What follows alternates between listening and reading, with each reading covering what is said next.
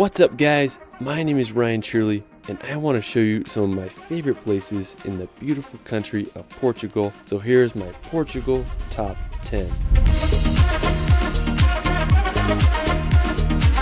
Portugal is home to some of the world's most stunning landscapes. The country is full of incredible coastline, intriguing history, and some of the world's biggest waves. From the volcanic islands of Madeira to the scenic Algarve coast, Portugal has so much to offer.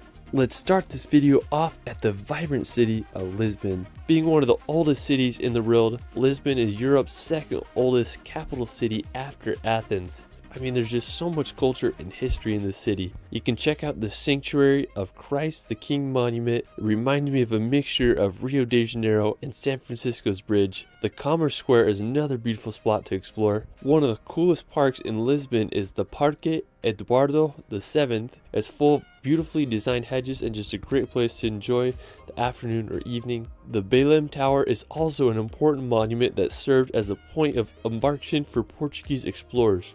Lisbon is such a historic city, and I have to say it's one of the most beautiful capitals in all of Europe.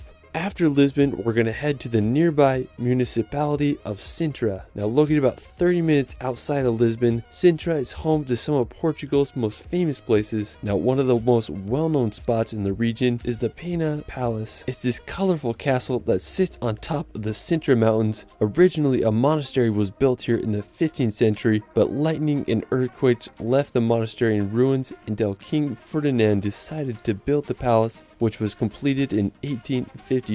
Today it stands as one of the 7 wonders of Portugal. Now right next to the Pena Palace are the castles of the Moors. It's a stunningly well-preserved medieval castle that was built all the way back in the 9th centuries. If you visit, you can walk the castle walls and get a little taste of what it must have felt like to live in Portugal during medieval times. Another historical nearby place is Quinta da Regaleira. It's home to the inverted tower, which has a fascinating history regarding the initiation ceremony for Templar Knights. Now from Sintra, you can make the 30-minute drive down to the coast. The coastline here is some of the most picturesque in all of Europe. It's full of jagged cliffs, incredible beaches, and picturesque lighthouses. Now one of my favorites is the lighthouse of Cape Roca. It offers an incredible view of the Atlantic Ocean. Now regarding beaches, I have to say one of the most scenic is Ursa Beach. It's right next to Cape Roca, and there's this really uniquely shaped pointy rocks that remind me of a wizard's hat. I mean, what a stunning coastline. Another really beautiful place right up the coast is Azenas do Mar. It's a stunning town built right against the coastal cliffs. I mean, it would be so cool to live there. After Sintra and the coast, we're going to head out to the Atlantic Ocean to visit the island of Madeira. Located off the northwestern coast of Africa, Madeira is a volcanic archipelago of 4 islands. Now special thanks to my good friend Ellis Van Jason for providing his footage. He's one of the best FPV pilots in the world, and he made a mind-blowing video of Madeira. You'll feel like you're soaring over the island. I'll link it in the description below. Now the island was claimed by Portugal in 1419. Madeira is known for its idle climate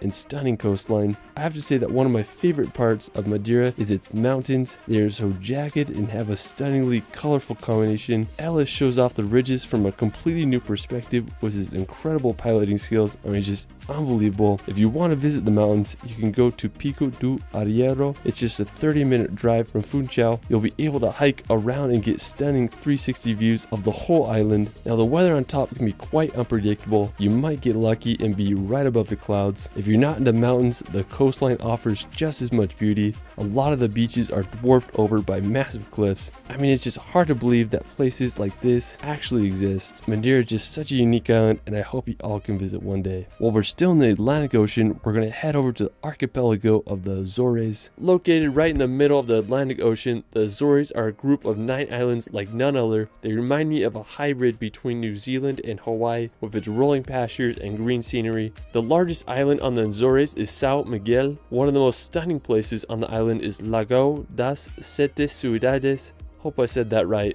It's a twin lake situated in the crater of a volcano. One lake is green while the other is blue. The nearby Santiago Lake is also an incredibly unique place. The highest point in the Azores and all of Portugal is the massive Mount Pico. The stratovolcano is over 7,713 feet high and last erupted in 1720. From the dramatic coastline to the crater lakes, the Azores just have so many places to see. After the Azores, we're going to head back to the mainland to visit the region of Algarve. Now, the Algarve region is the southernmost part of Portugal. It's famous for its good weather, high standard of living, and incredible coastline. One of the most beautiful towns in Algarve is Lagos. It's this ancient maritime town with more than 2,000 years of history. Today, it's one of the most visited cities in all of Portugal. What I love about Lagos is it's located right next to some of the best beaches. The coast is home to uniquely shaped sea cliffs filled with hidden beaches and sea caves. I would just love to swim to one of those hidden beaches and spend all day there. One intriguing place is Ponte da Piedade. It's full of countless grottos and sea arches to explore. And this summer, I just want to explore the Algarve coast so bad, and there's just so many hidden gems to find. After Algarve, we're going to visit the medieval town of Óbidos. Located about an hour's drive from Lisbon in central Portugal, Óbidos is a romantic medieval town protected by an impressive stone wall. Around the year 713, the Moors established a fortification here, and in 1148, the King of Portugal reclaimed the land after successful storming of the Moorish castle. In the 13th century, the king gifted Óbidos to his queen, and for the following centuries, the village received special treatment from the queens of Portugal, who remodeled and enriched the village throughout the Middle Ages. Today, Óbidos is one of Portugal's most well-preserved medieval cities. The Óbidos Castle is one of the crowning features. It dates back to the 9th century, and now it's a hotel. Óbidos is just such a beautiful medieval town, and I hope y'all can witness it one day. Now, from Óbidos, we're going to make the 1-hour drive to Tomar. Tomar is an idyllic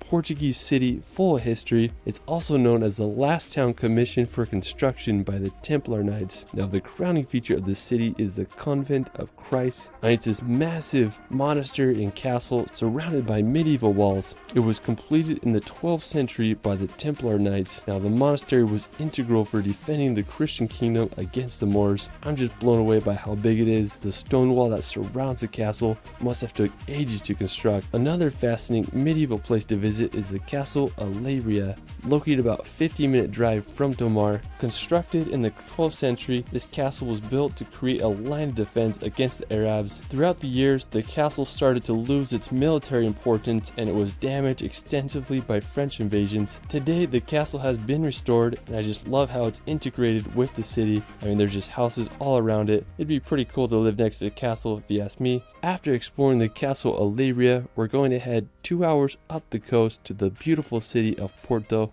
Now, located in the coast of northern Portugal, Porto is the second largest city in the country after Lisbon. It's one of the oldest European centers, as it developed as an important commercial port during Roman times. Today, it's one of Europe's most vibrant cities. I just love how colorful all the buildings and roofs are. The Louis I Bridge is one of the most recognizable features, as it spans across the river. Now, while we're still on the river, I recommend taking a boat ride or car up the Douro Valley to witness some of the best wine country in the world. Wine has been made in this valley for over 2,000 years. The region is full of endless terraced vineyards that line the powerful Douro River. I mean, what a beautiful spot, especially if you're into drinking wine. Alright, after exploring Porto and the Douro Valley, we're going to head back to the coast to visit possibly the most gnarly piece of coastline in the world, Nazaré. Now, located just a 90-minute drive from Lisbon, Nazaré is a historical coastal town that is famous for being home to the biggest surfable waves on the planet. Every winter season, the waves can reach over 100 feet high. Now, the best place to see the waves is the 16th century fort of St. Michael the Archangel. It's located right on the cliff. I'm surprised it hasn't collapsed into the ocean after being battered by wave after wave for so many centuries. Alright, well, that is it for my Portugal top 10.